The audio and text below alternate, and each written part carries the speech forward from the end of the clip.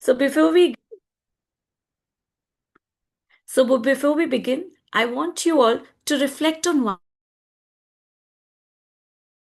one thing. How many of us learned English as a subject, but were expected to use it as a skill? I think this we all will connect that we were taught it as a subject, but we were thinking of or we were expected to use it as a skill. Today's session is not just about adding more content to your syllabus. It's just about changing how English is experienced in our classrooms, from a fear to fluency, from rules to a real use. So before I start, many of you have been connected to me from a while, and you know I always start from a poem or a story. So you'll hear out a lot of short poems and stories in between to connect and enjoy. So there's a short story, my own experience one, The Silent Notebook. A student once submitted a beautifully written English notebook. Perfect grammar, neat answers, full marks. A week later, during a group discussion, the same child sat silently. When I gently asked why, the answer was simple. Ma'am, I don't know what to say without a question. I don't know how to express myself and share it out. I'm sure you all must have encountered such students around you. Then what is the question that pops up to us? Are we teaching students to think in English or to wait for questions to answer in just the way we made them write? If the question paper disappear, will English disappear? If English subject disappear, will English skills will disappear? So with this thought in your mind, I would like you to go ahead and share your responses of the simple question which I have given as a chat box question. And the question is, in a typical English class, who speak more? Teacher, student, almost equal, or it depends? So the chat box is open for you all to respond. Please share what is your experience about a typical English class. Who speaks more? So I'm waiting for a few responses in the chat box. Teacher, teacher, teacher speaks more. I I can completely connect to what you all are trying to say.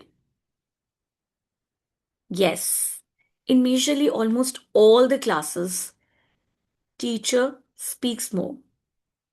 And this is a shift we are expecting to take place in our classes. LTT is what is introduced newly by NCF, but should be used or must be used by almost all the educators. Learner talking time in our classes. The learner talking time should be increased tremendously. They should be given that experience to communicate, to talk, to experience, and to learn through their own skills. Because English is no more a subject. It is way beyond a subject. It's a skill. Skill to communicate, skill to collaborate, skill to critically think and express, present our ideas, and shifting that focus from marks to mastery at every level. So, this is like one typical mistake or a misconception teachers have it in their minds. Good marks equals to good English. But is that really true? If the student score 90% but still need a question to speak or a way or thought to speak, we really have to look back and see what are we doing with them? Are we creating students of future or not? So this shift of marks to mastery is very, very important. That should start from teachers, and you'll gradually see a long shift in your own classes and students for sure. So this was our first LO. English is not just a subject, it is a skill that we need to enhance in our students. I'm just sorry. Yeah. So when we shift our focus from marks to mastery, we prepare learners for real world communication.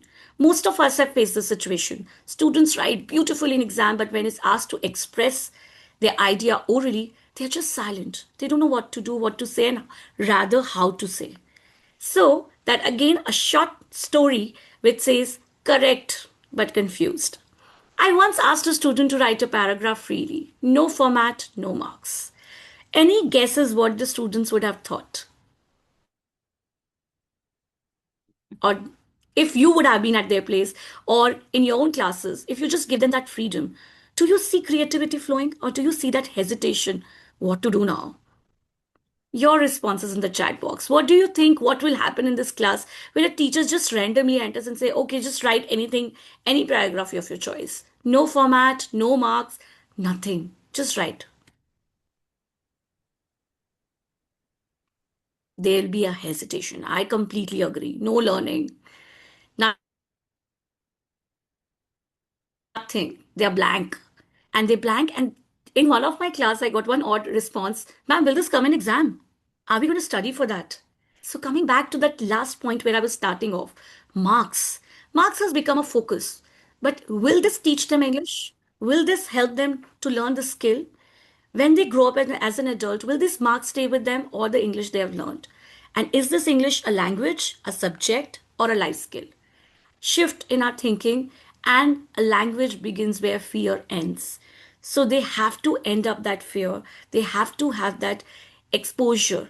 And a student, and you will enter some classes where same experience have been shared and the students are creatively writing.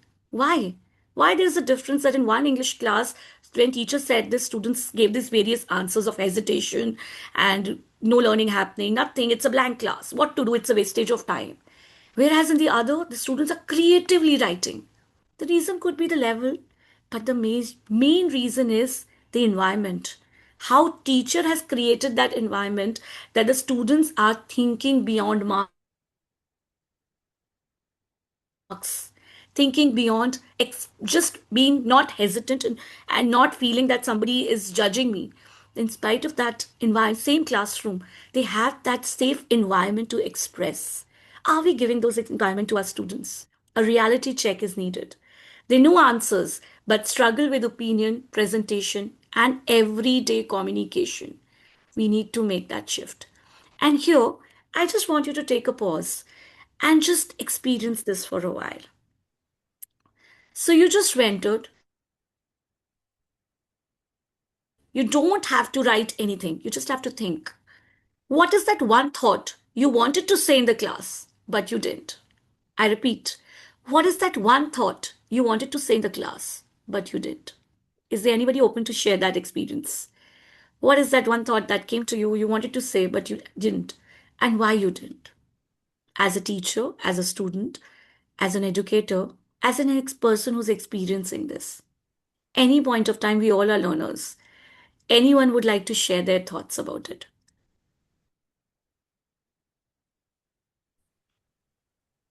I can see and sense that the silence is exactly what we get sometimes in our classes. And this is what we make us think that how many students carry this thought. I'm sure a lot of you wanted to express it here as well, but something is stopping you. The same thing happens with our students because they are lack in confidence, because they are learning English as a subject, not as a life skill. And this shift, very, very important. There are some few, I'm sure, please click a picture of this because this will be very useful for you all. These are some real world examples which are being used, experienced in classes.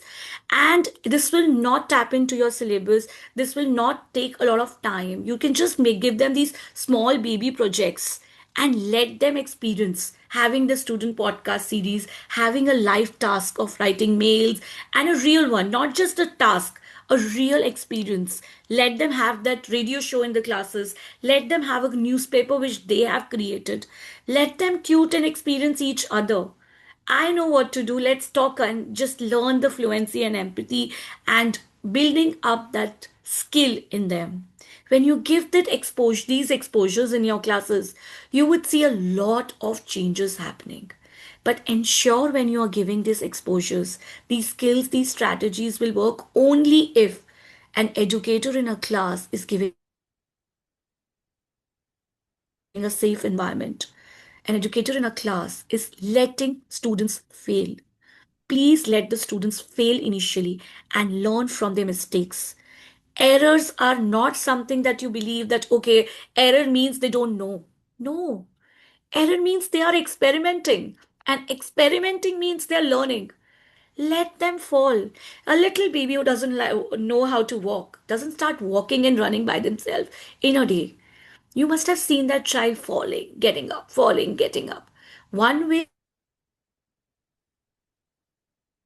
a parent might be holding every time and making a child get up. And the other way, a parent watching from a distance and a child trying to get up by himself or herself. I'm sure you'll connect. The second parent is doing a wise idea of letting a child fail and then retry, fail and retry. And this have lot to do with our generation or these generation kids, because we give them everything so easily that they have no experience of failing. And when the failure turns up to them, they just fall apart.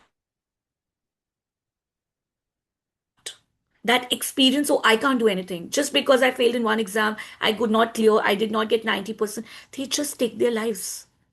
Who is teaching them this process of failing and learning? We educators. And as soon a child falls just because the child has failed or is not able to experience certain things or accept certain things, who is falling here? Who is genuinely failing here? We as an educator. It's our job. And being an English educator, it becomes the prior and the easiest way for us to get the child learn. And how can we make them learn?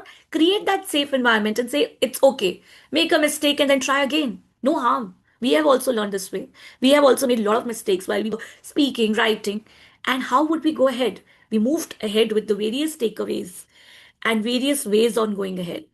And one of their way was productive failure. So we failed, and then we that failure gave us a productivity of learning. So productive failure is a key point we can take away from here. So these are few more strategies, a role play, a wonderful way of letting them know what's happening in the story, make them take a pause and act like in whatever character they are reading. Let them end the story, let them start the story, let the creativity, let the life skill flows in your classes. Just a little shift and a pause in your regular classes while you're planning, that little shift will make a lot of difference. And better you communicate, let them speak. LTT has to be there in your classes. That is one thing I want you all to take away from this session. LTT, learner talk time, should be increased than a teacher talk time. So there are a few more strategies and takeaways you can take up with. Anyone would like to add any other common mistakes we do as in teachers, English teachers or genuine educators? Anything coming up to any one of you?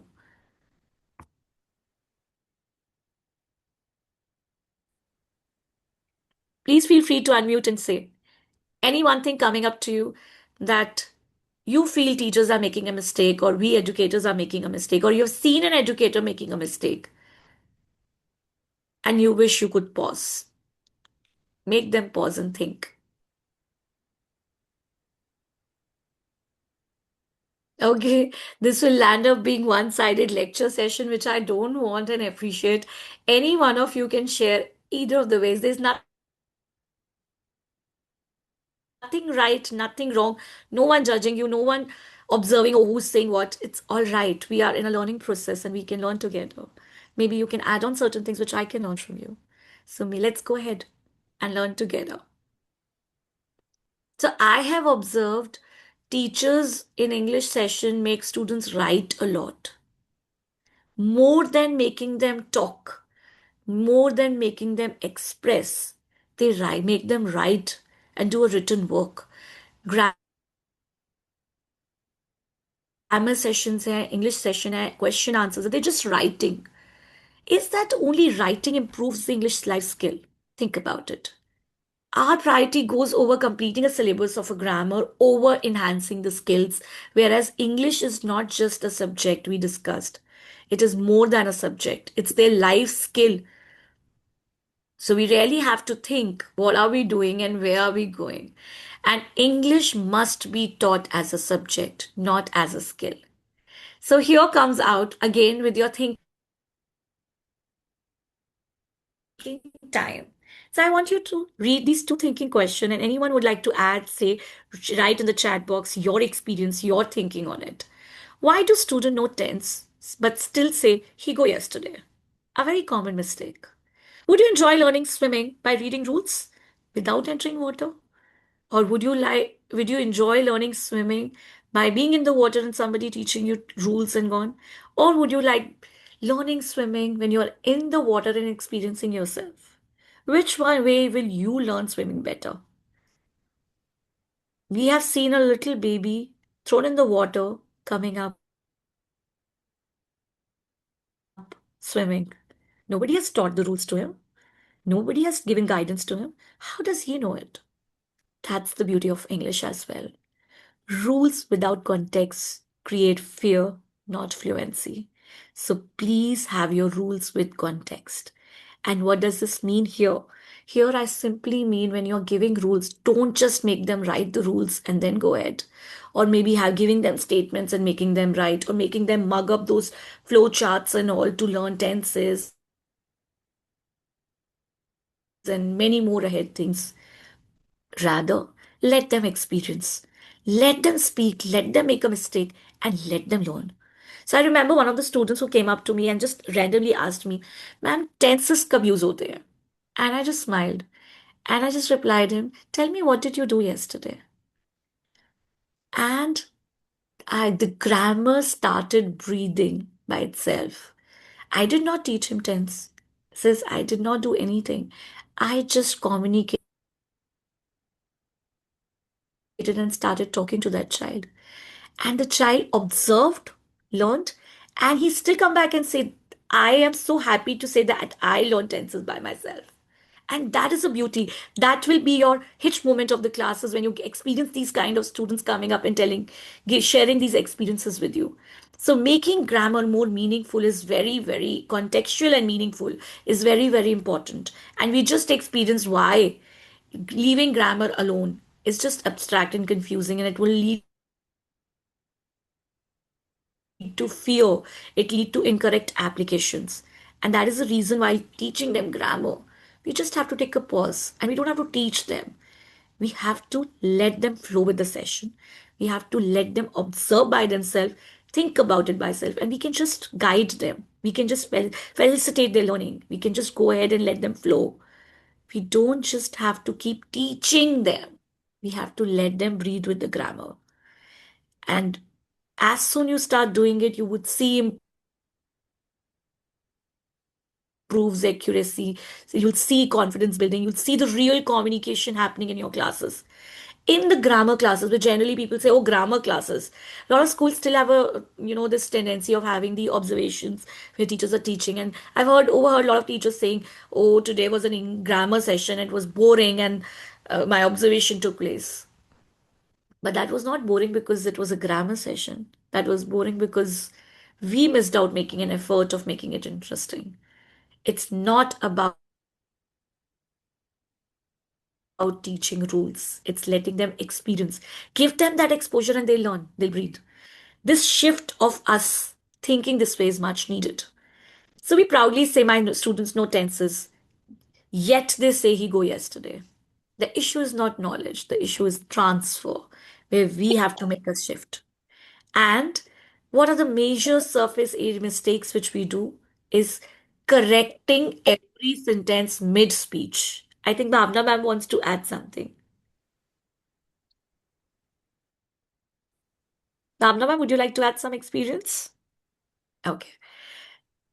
Okay. So yes, we have this tendency, and especially being an English teacher, as soon somebody make a mistake while communicating, we immediately correct. It's okay if we do this with an adult to make the adult understand, okay, maybe a glitch. But when somebody is learning, take a pause, hold. It's all right. That child will automatically learn rules, but let that child develop that fluency of speaking and experiencing and having that breathing language thing, and you will see everything will fall in place gradually. But when we make an effort of immediately correcting the child, immediately, when the notebooks are full of that red pen, though I know the red ink is a big talk of the town nowadays, we should use it, we should not use it, what to use it, how to use it. But yes, if you do keep correcting at every place, child will never like to make an attempt. So that is in place where students don't want to make an attempt and hesitation comes in place. Let that I'll speak. That phobia of, oh, what will my whole class say? If ma'am would correct me, everybody would laugh at me. I can't be that laugh. I can't be that clown of the class. This hesitates the child to speak. So avoid correcting at every sentence. Avoid teaching rules. Please let them experience it. Give them that exposure that they'll observe by themselves, analyze by themselves, and understand the rule by themselves. And then comes our role where we correct them wherever needed. But let that flow happen in that manner. So various strategies and real world examples are also being shared where you can play these grammar detective games, which are very interesting to play. Find the mistake, spot the error, storytelling, taking a pause, snapshot games where you just make them take a pause. Okay, there is a story going on, and you say, okay, freeze, and everybody is one character frozen, and that expression which we miss out when they are reading, when the poems come in picture and they have to come, recite one,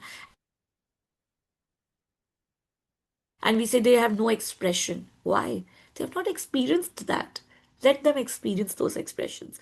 And I'm sure many of the senior teachers would feel this is very kiddish. My students don't do that. But trust me, I've experienced even a grade 11 student love to have that experience.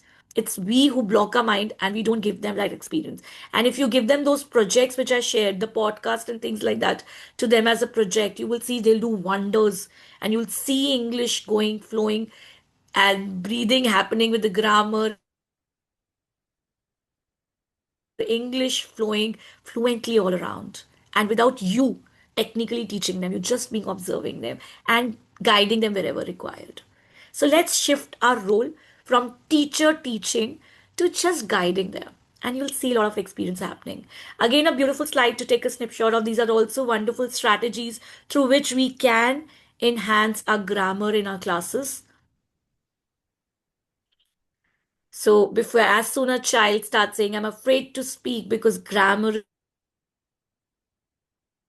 is watching me. This came to me one day. And I was just thinking, really? So maybe I'm correcting that child too often, that the child is stuck and doesn't want to speak. So this is a reflection for us. What to do, where to take a pause. Grammar is not watching us. It's just letting us be. So just let it be. So, few more takeaways. Please do have an expression when you learn teaching grammar. Please understand grammar is not something that has to be taught as rules. It's not math. Math is solving problems. Science is experimenting. And English is just living, just life skill to go on with. We can't just keep them making write notes or keep them writing creative writing on the context of creating writing. Students are just writing and copying answers. That's not creativity. Let them experience that is very, very important.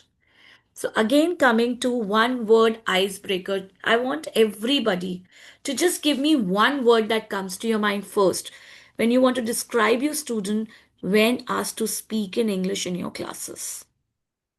I'm sure we all are connected or from all over India. There are a lot of places where students love to speak in English, but then there are few places where we don't have such exposures as well. So, what is that one word? Bhavna ma'am, I purely connect with you. Yes, because we are not giving them chance to speak.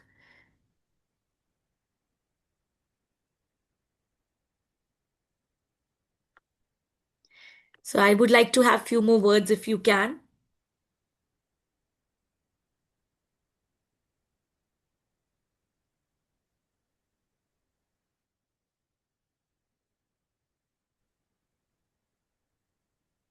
Somebody wants to take a snapshot of this. I just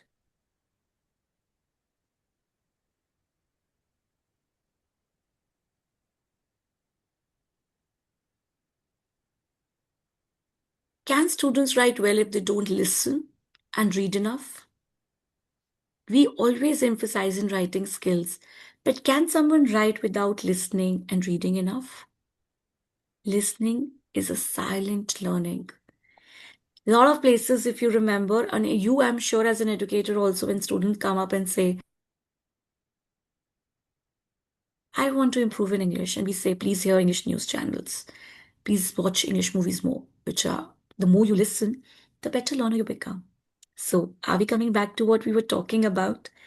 LSRW, listening, speaking, reading, and writing skills. Skills which make English complete. I have categorized this as an understanding and a misconception. So please do figure out how is listening being can tap into the understanding level, attention, comprehension, interpretation, and how speaking and coming up to the fluency and just confidence building up, and reading coming up to the comprehension and a critical thinking, and writing, which is a all collaboration of grammar, English, reading, everything. So all we need to do is give them the exposure. Few more real world examples which we can integrate, which we can talk. English is something which can be integrated with everything. And MUN coming long way again is what English and social science going hand in hand, developing the future leaders. And how are they going to do that? When we give them this exposure, when we start teaching them as English as a subject, from English as a subject to English as a skill. If we make that shift, things will really flow. Generally, we read aloud to students. Do students read aloud to us? Do we give them that experience to read aloud? Is one thing we really have to see. Let them take a charge of the session. Hold your charge and give it to the students. You'll see it will flow beautifully. Writing task without discussion is something I feel is a major mistake which we teachers do. Guide, I'm not saying dictate the answers. I'm not saying give them the answers and let them know or force your thinking on them. I'm just simply saying discuss. Let them speak, let them think before they start writing. There's always a thinking time before we start doing something. Teach them how to take that thinking time. Teach them how to verbalize and think, verbalize what they want to write in English. And let them teach them to think in English. What our students generally do, they think in Hindi or in their whatever native language they are in, and then they transfer that to English. Make them think in English. And how can we do that? With these examples and podcasts, body talks, and these real life experiences. The more you give them, everything will be tapped into this. More you give them this exposure. One lesson, four skill is something I connected a lot with, and it's a very interesting strategy to work on. Again, think, pair, share is very close to my heart. I feel this whenever I have this think, pair, share session in my classes, it goes amazing. Students enjoy it, you will enjoy it, and no matter what content you start teaching them with this, they will fly with colors. They just do outstanding. And the reason is because they feel that's an environment for them to go ahead with. They do what they feel like doing, that freedom is there. And the moment you give them freedom, they start they start that critical thinking. Shall I do this or that? How? Why? All that which we want to teach them as their future leaders comes from these little sessions, these experiences, which we give them through this. Audio visual integration is interesting and is must. These days, listening skills. We know the students who go for IELTS exams have to listen. But when are we giving them that exposure to listen?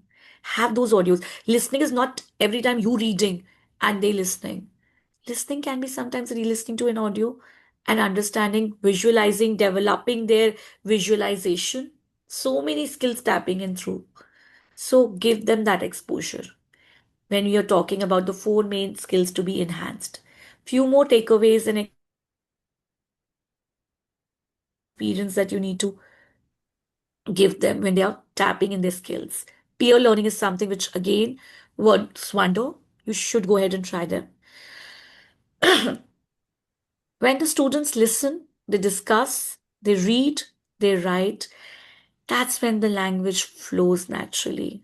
So let this flow happen. Let the students listen, discuss, read, write. Flow will happen automatically. So I've connected English with my Bloom's taxonomy because it's very closely connected. And while you're planning your lessons, Bloom's taxonomy can play a major role. You can move from the low order to the high order. You can go on with this. I think you can again take a snapshot of this. It's a very interesting and important slide where you connect. Similarly, when you're talking about Bloom's level, every level is making them tap to their skills, skills of English, skills of life, which they need to know. So coming back to our thinking time. So language is learned by using it. LTT should be increased per class is what is core insight which we have done so far, and I want you to take this out with you. LTT should be increased in our classes, which we started with and we are going ahead with. So the question comes up, how can literature spark creativity and empathy in your class? Can literature do that, really? Why do students say poetry is boring? Oh God. And especially when you come to the grade 11, 12 level, I'm sure that you all would have these students coming up. Oh, poem is coming our way, it's boring. Why? Why is this shift? And is really literature sparking our creativity in our classes? Do you think so? So the answer is yes. The literature is one thing which can evoke emotion, provoke thinking, connect to life. But how? When you let them breathe with that context, let them be with that context. How? By all that strategies, make them experience it, make them that character and think about it. Let them have the students who read the book get, we say what you read is what you become, right? So why do we say that? Because they are connected to it. It's like a mirror to them. When you look at the little childhood kids, we just tell them stories. I remember me and my niece used to have a lovely time when she was younger, and I used to dictate a story, and my story was always revolving what she is doing. I don't know whether she knows it or not, but yes, my stories used to always revolve around teaching her something or the other. And when she grew up today, not today, she's 20, and she comes up and she tells me, I know you used to create those stories around me so that I learned the lessons. And I did. So gradually, when she grew up, she understood it. But at that moment of time, she used to enjoy my stories and she used to just love being around listening. And I never teach her a learning lesson, I never gave her a moral of the story. She did it all by herself. I just weaved that story around her. So that's the beauty of literature. It lets you evoke emotion, provoke thinking, and connect to life, and of course teach you a lot of moral values. So that's a beauty of literature, and that can only happen when we let our students experience it. If we just go in a rush of a syllabus, we can't do that. So out of all this, all that rushing, maybe just take out one odd class and just do that. There are a lot of days in our classes when the students don't want to study. Have this as an activity and go ahead with. Let them breathe with that language and see. And you'll see your English lesson going on, yet students enjoying a lot. So that's one thing we can go on and attempt with our students and try it out. Poetry cafe is again one interesting. Like I am fond of writing poems, and whenever you start writing, it's always a emotion which gets you, and you start writing that, and you never know at what age you know that emotion hits you up to write. But poetry is something a beautiful way of expressing. Some people just don't like writing long things. They just write it in a form of a poem. So that can happen when we give them exposure of various kinds and types of poems. And that's who wrote that poem, why did that person write it, and that emotions, that history, everything starts sinking in, and a lot of learning. Visual story maps a wonderful idea to go ahead with, where your story images are there and they're connecting and trying to explore and learn. So rewriting the stories, I think we all have done it and we all do it, and it's beautiful to see. You, I'm sure a lot of answers coming to your mind also, that when you gave that to them to rewrite, how beautifully they ended, or maybe they twisted around the climax of that story. I recently did this fun activity because the Harry Potter is too much in trend, and we always love to take the context, which is these days connecting to students a lot. So we did this where we made them rewrite the first part of the Harry Potter series, and we made them watch it also, and we made them rewrite that part. We made them rewrite the ending or the climax, and you should see what wonderful way they started thinking, the creativity flowing around. It's beautiful to see that. So few more strategies by which we, by literature and always, we can go ahead and tap in their learnings to the next level. Vocabulary finders is something very important. If your students don't listen to the or read more, that's the only way you can go ahead and tap in to their vocabulary. Vocabulary finder is something very interesting. One correct interpretation. Sometimes not focusing, not intentionally, but sometimes we teachers say, "Oh wow, your ending was very good." Does that mean that others' ending were not? So we have to be very wise in what we comment, and we need to give that sign to our students that what you wrote is your thinking, and that cannot be wrong. It is not wrong. It can be modified, it can be twisted, but it is not wrong. And that's when the students feel that safe environment to write and express what they want to. Every word must be explained, is what we believe as a teacher. Whatever the child has written, every word needs to be explained. But when we write, do we keep that in mind? Is it possible every time to keep that in mind? And specifically when we are writing for CBSE exams, yes, then we have a strategy all over to build in with that students, but not from the beginning.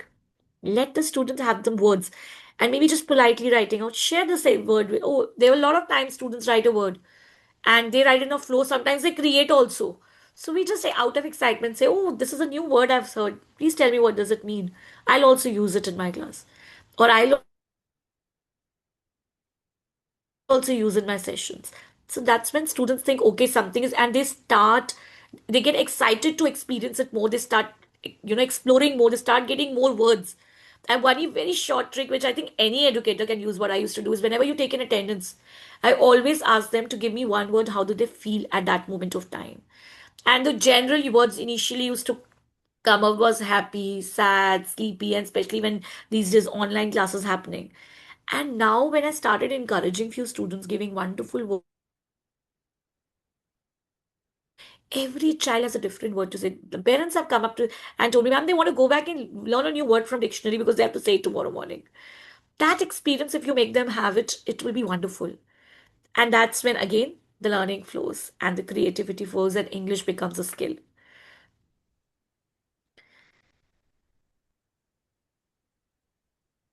So few more takeaways and strategies.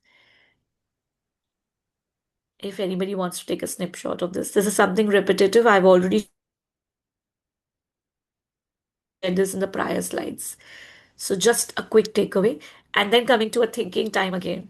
Are your lesson tailored to your learners or to the textbook? Again, we focus on finishing syllabus. Who is more active in your classroom, teacher or the student? This I want you to respond in the chat. Who is more active in your... Yes. Shreya ma'am, sorry I read your message just now and I think I'll connect with what you just said. Mind mapping helps them a lot. Helps them tapping a lot of skills apart from writing assignments also. So it helps them to gather their thoughts and have a critical thinking. Okay, Divya ma'am, thank you for being active and responding. Yes, teachers are more active in your class, in your classes. And I think by now we all have tapped in why so. We all must have reflected and at least got one area why my students are not responding. There are a lot of reasons, not only a safe environment, but sometimes also teacher with some brilliant students. Okay, teacher with some brilliant students is absolutely correct, because not every child speak up in the class, and brilliant student wants to constantly stay connected and get that attention. But we lose out with those average or other students who are keen learner, but we're not able to push them hard. Thank you so much, whosoever responded that your name is not reflecting. But yes, I completely connect with that thought. The teachers are more, and there's sometimes safe environment, sometimes teachers not connecting to students, sometimes some comments passed, which hit them hard. So we need to know our learners more before giving any judgment or passing any comment to them. That's one learning we should take as an educator. And learner centric English should be there in all across all the boards. And why is it important? Because we design relevance, engagement, and inclusivity, and it's very, very important. Otherwise, our learners will not stay with us and will end up being one with 90% with no way of how to, express themselves, which we don't want. We want future learners who would come up and speak. So, how can we have learner-centric classrooms, increase engagement, promote independence. So avoid correcting at every step and promote independence. Reduce fear of language by again and again saying, "Oh, you don't know it. I think you need to revise your rules. You're saying every sentence incorrectly." No matter how soft we are in our tone, our words actually can take away the interest of English from students. We are the ones who build one in, and we are the ones who get that wrap away as a subject. So let's increase the engagement. I've given you a lot of strategies to do that, and I'll be going ahead and giving you more as well. So please go ahead and do that, and avoid having this misconception that one correct interpretation is there. Every word should be used. The guidebook summarizes everything. अभी edit करो, उसमें golden and silver day है। अब golden and silver day तो हो गया, Yeah, ma'am, you आप want वो to say एडिट कर something? Low. Okay. So then going ahead with few हम लोगों का तो strategies. अभी अभी पिंक एंड पर्पल डे हो रहा है ना। आप और एक बार एडिट कर लो, एसडब्ल्यूएस Shreya से ma'am, डिलीट can करो, you please mute yourself? Ma'am देखने से पहले करके वो golden and silver day just edit कर दो, Shreya करके ma'am, can फिर you भेज mute दो। yourself, ठीक है, please? अच्छा bye bye bye bye. Shreya ma'am, can you just mute yourself? That's okay. We understand. All educators are occupied on Sunday evening, I'm sure, planning for the next day it's on. So, teachers' mistakes, which we generally make, apart from the strategies I've shared, few, I'm sharing few more. And guidebook summaries, please avoid using them. No personal responses added to yours when the students are giving responses. Memorizing without meaning. Some people just memorize without meaning the entire answer, and we accept it. Avoid accepting such answers. Once you let the child understand, sorry, I'm not accepting the memorized answers, the child will take this, that means this teacher will not accept. I have to make an effort and learn. And what to learn is not that language they're learning, but making an effort to let the creativity flow and write and make an attempt and learn from their failures from there, which is very, very important. And here I want to just take a pause and share a small poem which I wrote. Stories are mirrors, not maps. They show who we can be. When students see themselves inside, literature sets them free. So that's one thing we need to keep it in mind. The literature is setting them free, and we are creating that learner centric environments to let them believe in this. Coming up to the common classroom issues we have, silent copying, one size fits all task. I just cater that please avoid doing it. Let you know your learners more, and you should know your learners. So our first job when we become a teacher of a group of students is to know them. And then gradually over the time, you will see how when you know them, you will bond with them. Sometimes you will have those common topics or contexts which they connect, and you will see when I have seen when students, when you give the context which they are connecting more with than you maybe sometimes, they just give a perfect answer. Even a student who's making a lot of mistakes, when writing in that excitement and fluency, they just are, they work out of the box. So make that context connect to them. than to yourself. Think like a learner, and you will have the learner-centric classroom soon. So, quick strategies. I think we all are connecting to these again. So, design with the flexibility and choices. Give them that exposure. Not every student want to listen for a longer time. Not every student wants to write for a longer time. So giving that differentiation to them by giving them scope to answer in their own style is very, very important. Some students can express it beautifully. Some can write, some can visualize, some can draw. So how would you give that exposure to them to express their answer is very, very important. And at least once we can give them that space to work on with. So yes, flexibility is very, very important when we are creating learning. Do students fear English or enjoy using it? Is what we really have to think about. What would your classroom look like if every student feel confident to speak up? So I can proudly say I had some of my classes where students just confidently speak up because I don't correct them every now and then. I let them be.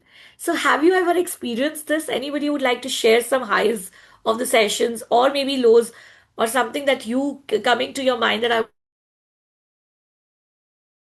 want to experience and I have experienced and I want to share?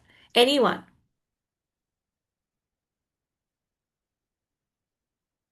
Shreya ma'am, Rajesh sir, Narayana ma'am, someone, anyone who wants to share any experience of their classes, a short story. Go ahead, Megha ma'am.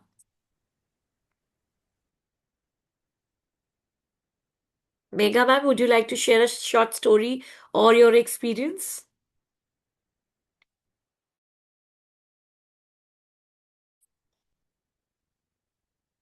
Anyone else?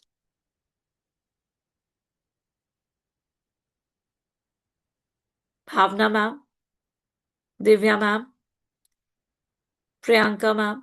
Anyone who would like to share? Neha Uh, ma'am. Divya ma'am here, ma'am. Yes. Uh, Ma'am, good evening. The Good. thing is, what I feel that if there is a chance that each and every students have the capability to speak in English, then actually the scenario would be totally happy. It will be of happiness, and we'll feel more confident, and we also will feel right. Okay, we have done a very good job, and no doubt there is again we'll get that what do you say encouragement, okay, to do more better work for the betterment of the students. Absolutely. Lovely, Divya ma'am. I completely connect with what you just said that whenever we experience such highs in our classes, we ourselves get motivated to think more, think out of the box. And nobody can pat our back and say, make us feel motivated more than our students. So those little stories when a student come up and share with you, or you experience your classroom in such a way, that is a pure motivation which motivates us. And let today is a time when we reflect and promise ourselves that we are going to take up at least one odd thing from here, whichever connects us the most, and experience that at least once. And once you experience, I'm sure there is no pause after that. So, this confidence, creativity, and communication can only be tapped in when we have that environment in our classes, as ma'am mentioned. And we can go ahead, have the experience at every level where the language anxiety blocks learning should be avoided and skipped. Confidence lead to the fluency. So getting that confidence in our students that they can make a try. The first hands up and the first try is the most difficult one. And if you tap in there, you can do wonders as an Well, good evening, ma'am. educators. Trust Good, me. So good evening, mistakes ma'am. are I'm so good. sorry to Good be evening, interrupting ma'am. you. I must say, as a teacher, I'm really enjoying your session. Good evening, ma'am. Good evening to all the participants. Well, I am a teacher and I've been teaching the junior classes. So I'd like to share an anecdote that I followed as a class teacher in the junior classes. Well, every day after assembly, a certain time was always allotted to the children where they were allowed to share their thoughts, or they could bring a story or anything to share. I quite often, and we actually had a board bulletin board where children brought small drawings, and they were also given stars, and they were encouraged to talk to their friends about their drawings or what they liked about it, and the others could also appreciate it or tell them something that they liked about the drawings. So gradually, I saw that, at first there were a few children who really volunteered, but gradually, more and more children got interested in the activity, and every day there was a lot of excitement, especially the time after the assembly. Quite a few of them volunteered. They brought drawings, they brought short stories or anecdotes notes, or something that they had to share with their friends. And I also, what I did was, they had their calendars, their diaries, and every time the child shared something, or they shared a drawing for the class, contributed a drawing for the class board, I always wrote it down in their diaries, appreciating it. And later on, the parents actually said that, ma'am, that you wrote down in their diaries, they went home, they read it out to their parents, and they Wow. also felt very happy. Wow. So, yeah, That thank is you so so much. beautiful and a wonderful. Thank you for sharing with all of us, because these experiences make us also feel motivated to do, and it's a wonderful idea. See how beautifully, again, tapping in that first child was difficult for you probably, but you did it so beautifully, and you patiently, you were the guide. You were not a teacher or one who's educating them. You were just so beautiful guide that everybody wanted to flow and go on with. So do please give a pat on your back, and we feel glad that you're a part of the session and you added this anecdote, because something which is connecting to what I was just saying. Sometimes tapping the first child is very, very difficult, but if you calmly have that environment in your class, you will reach to the even the last child of your class. And that's a beautiful example adding up to it. Thank you so much, ma'am. Is there anybody else who would like to add? These are beautiful anecdotes which will add up to our learning. So I also take the takeaway from ma'am that after assembly, it's a wonderful idea to give them that 5 minutes to them to experience and share, because they're very high in energy after that. So wonderful idea. Anybody else would like to add any experience?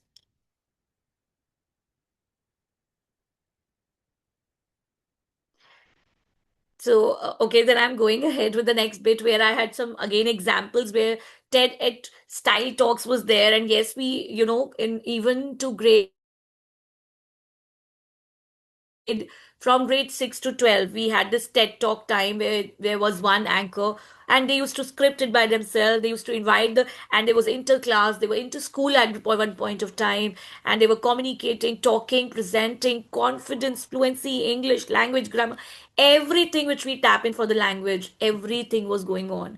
They used to listen to each other patiently. They used to make that mind maps which ma'am was talking about in the chat box and going on. So again, these kind of little role plays and things, if you take a pause and just give them that projects, a little baby projects for a month, you will see you'll be able to tap in almost all the projects, and English will start flowing. You don't have to teach them anymore. You just have to guide, and you'll see everything happening by themselves. So confidence just doesn't come by learning or having this exposure. It surely comes by the experience you give it to them. So do give them that safe environment. Do give them that experience which they need. Because sometimes we fail to give that safe space to them, and that group of students miss out doing something really important and learning something which will be a lifelong learning for them. So do give them that safe space. Celebrate the mistakes, we would say. Sometimes students make a mistake and we say, oh, this child made a mistake, this should not be done. And never point a child for a mistake. In fact, celebrate the mistake. This is what I exactly do in my class. If a child has made a mistake, we celebrate it and we try to learn from it. That, wow, you made an effort and you made a mistake, and you have a courage to come up, discuss it, and we are just learning from it. And because of your mistake, we are learning. So this celebration is much needed to create a safe environment. So a few more affirmation circles, which we can be a circle time, talk time. It can happen with any teacher. We can do that. There's some generic activities and strategies which we can do it as just an educator. You need not to be an English educator for that. Just an educator should help. And educators are not just an educator. They are way more than that. So let's work accordingly. So these are some strategies I have shared, but I want you to reflect back and check out. Increase LTT, encourage mistakes, felicitate learning, just encourage doing that. It's very, very important. Role play, picture talk, think, pair, speak. Learner centric, LTT again, prediction, jigsaw reading is wonderful. Try it out. You will see how learning is happening in a reading strategy, reading sessions. You can take a picture of this, is again interesting and important for English teachers. So I'm sure this will give you a lot of learning. Now I want you to just take a pause and think of one strategy that you will try tomorrow or whenever you're starting up with a session. So English is taught as a skill. Students don't just learn the language, they live it. To give them that experience of living, and I want you to take a pause and in the chat box, just write any one thing that you're taking away, whether it's a strategy, whether it's a skill, anything that's coming to your mind. And you say, okay, I've taken this away and I'm going to, make another 15 or 20 set of teachers experience this with my talk and would make the difference in the education field. So just one takeaway that you are taking away in the chat box, please. And thank you for your time, reflection, and commitment for a meaningful English classrooms. And this is a poem which I created. So I would like you to take out time and do read this along with some of you, please writing your notes on what is that one thing that you're taking away. Taking away a fear of making mistakes. I agree, Divya ma'am. Put in your points. Absolutely. Wonderful.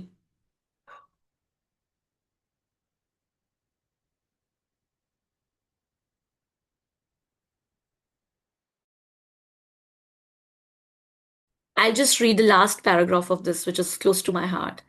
Not just for exams, not just for grades, but for thoughts, feelings, and everyday days.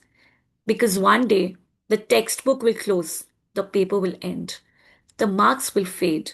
But if they can speak, think, connect, and grow, you truly did your part when you taught them to use the language. When you taught them to use the language. There's a short poem which I wrote it long time back, sharing it with you as my anecdotes of learning. And debate activity on a current scenario is and wonderful, absolutely. What else are you taking away? Just one takeaway, if everybody can share. Thank you, Bhavna ma'am. Motivate students to read, speak, and connect with everyone, giving them that experience more than teaching them English. So I hope we all know English is no more a subject, it's a life skill. So do keep it in mind when you are talking about English. Now the platform is open to ask your doubts, queries, or add your anecdotes or anything that you would like to share. I know I've taken me beyond the time slot, so I'm just wrapping up. Anybody would like to share anything? How did you find the session? Was it interesting? What is your takeaway? Anything, either in the chat box or you can feel you may unmute yourself and share your thoughts.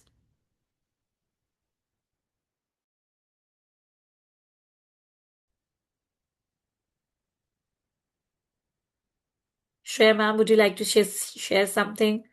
Narayan, Divya, Meghna ma'am, Rajesh, Ashraf, Sanya, Priyanka, any one of you would like to unmute and share something? Please go ahead.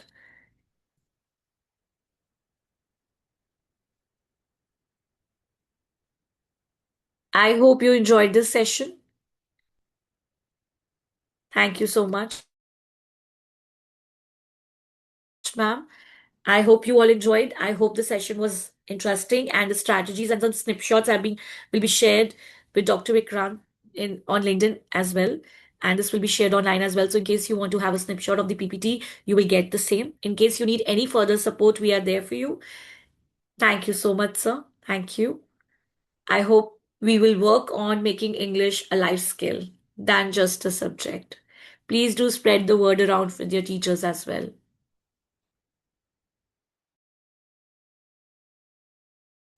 Okay, I'm just reading what Bhavna ma'am just wrote. Somewhere I feel there's a lot which student can learn, but they don't. Exactly one of the question I made it a thinking question. I completely agree with what you are saying, ma'am, and I can connect with what you're saying. But I think gradually with this little shift, each one of you, even if we'll make one shift and one takeaway from this session, there'll be a move which you'll see. I have already experienced that move, and I'm sure you'll experience it very soon. Dr. Vikrant, would you like to add something here? Yeah, thank you, Miss Tanya, for the session, and thank you all audience for joining the session. And yeah, it was good session, and we will come with new topic for next week. Thank you, everyone. Thank you, Miss Tanya. Thank you, everyone, and good evening. Take care. Bye bye. Thank you so much to everyone. Thank you.